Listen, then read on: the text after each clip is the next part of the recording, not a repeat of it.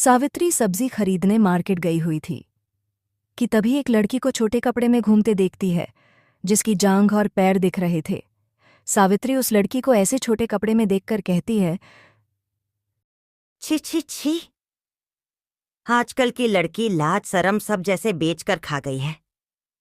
ये लड़की कैसे घूम रही है देखो तो। छी छी छी छी। इतनी छोटी ड्रेस तो हमारे समय में 5 साल के बच्चे भी नहीं पहनते थे। गुस्से में बड़बड़ाते हुए सावित्री अपने घर पहुंचती है, जहां वो टीवी में अमावस के ग्रहण का न्यूज़ देखती है। क्या आज अमावस का ग्रहण है?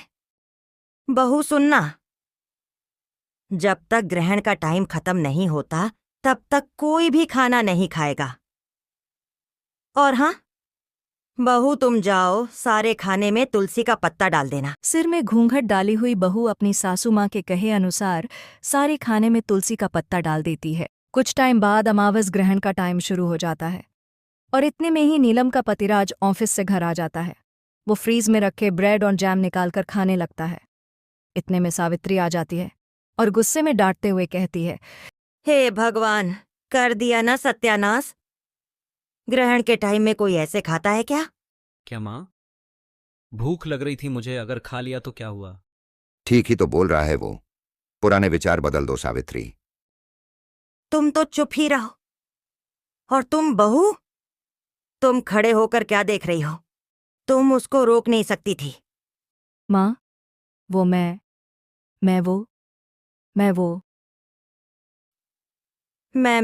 वो कर रही हो। घूंघट थोड़ी और लंबी करो।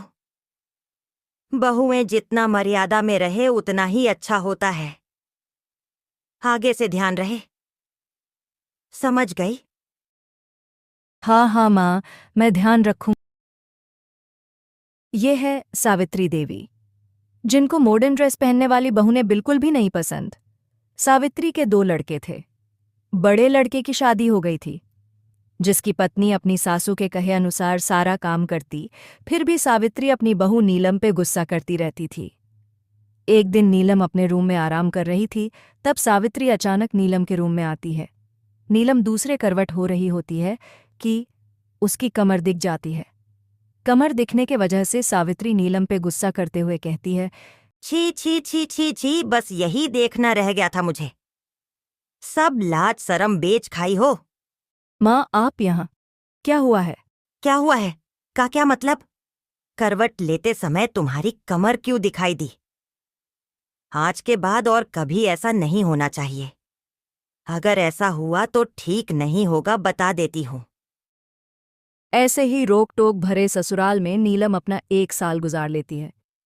नीलम की फर्स्ट एनिवर्सरी में उसका देवर आसू मुंबई से घर आता है। भाभी, मुझे आपसे कुछ कहना था। एक्चुअली हमारे ऑफिस में एक लड़की है, पढ़ी लिखी है, सुंदर है और मेरी बेस्ट फ्रेंड भी। मैं उससे शादी करना चाहता हूँ। मतलब लव मैरिज? हाँ माँ, लव मैरिज। क्यों, कोई प्रॉब्लम है क्या माँ? नहीं, मुझे क्या प्रॉब्लम होगा? तेरी पसंद है, मतलब अच्छी ही होगी। अरे सावित्री, तुमने हाँ कह दिया। मुझे भरोसा नहीं हो रहा है। चुप करिए आप।